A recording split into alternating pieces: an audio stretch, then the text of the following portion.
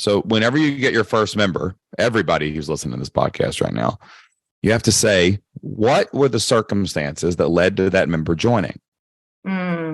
Okay. So what happened was you went to an event that was filled with the avatar that you're with or whatever, right? Yeah. Yep.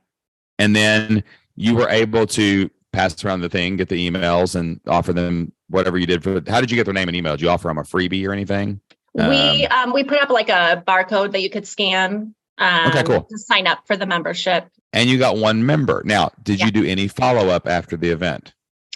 Outside of the few emails that we already had, no. So it was at a church that we know, so it also just feels like, oh, we know them and we know that they're there and we'll follow up with them at some point. But I would not. So that's where the email marketing is dead in the water.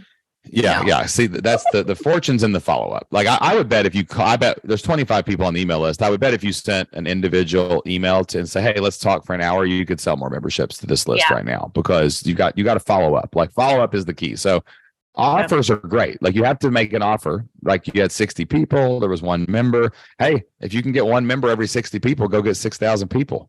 Right. Yeah. I mean, that's how you grow. So we got to figure that out. But I'm going to go back and even another layer. Okay. You got in front of a group of women that already existed. Yeah.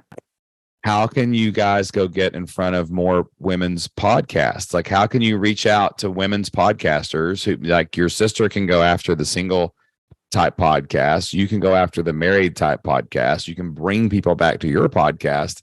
You don't have to travel. You don't have to go anywhere, right? You can invite people onto your podcast to talk to women who lead other podcasts and like start building some relationships and start building some reciprocity in there. You know what I'm saying? Yeah. Also on your podcast, see, if you're going to do that, like get more people there, you don't really want to necessarily sell on your podcast. You want to offer lead magnets. Okay. Because you got it. The podcast, your other people's podcasts exist to put you in front of people that are already there. Yeah. Your podcast exists to build an audience and a relationship and to get people onto your list. Okay. So you need to be offering those lead magnets like your sister told you to do. Is that ready now? The lead magnet? Well, so we're in the process. I just finished your ebook training. And so I just made our blueprint right now, like the outline, the template, that's the word. And we're going to use one of our courses. So I think right now we're in this space of, do we want to quickly finish the book and use the first chapter as the lead magnet? Or, I mean, we have tons of content and tons of material. It's kind of like lead magnet, emails, ebook, in that order is my thought that need to be done ASAP. I mean, the lead magnet doesn't matter what it is. All it needs to be is you need to be able to say like, hey, would you like 3 steps to getting rid of bitterness this week in your life? Yeah. Go download our free resource on that today. Let's get rid of your bitterness. Right. In the podcast, if we were to do that, is it important to say it within the conversation, not in the outro? Or is it just in the template, the description of the podcast? No, you got to say it. They're listening. They're not going to read the description. I've never read a description to a podcast. I just hit play. Okay. I say it at the beginning, the middle, and the end.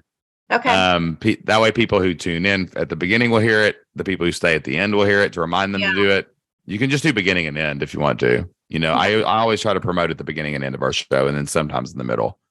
Okay. So that's one way to grow your email list. I would just make a simple lead magnet. It doesn't have to be the first chapter of a book like the first chapter of a book doesn't work either. People ask me this all the time, and I don't know why this is a thing. Like if I want to read a book, right, I'm going to be already looking for the book and then I'll find the sample. But if someone just walked up to me and was like, hey, do you want to read the first chapter of my book? I would probably not do that. Yeah. Like a lead magnet is a self-contained thing that can get people a result. Okay. Or at least give them moving toward a result. So you want to keep it really, it takes 1 hour. Just spend 1 hour, make something like a blog post almost, and they can download it and get it that way. That's how you can grow your list. But you got to get more people to hear your podcast. That's your real goal right now. Your goal, all this other stuff we're talking about is mechanics that you should be doing as an admin task on the back end of what you're doing. Nothing matters but people finding you at this point. You have something for sale. You have content. People have to find you. Yeah. Right.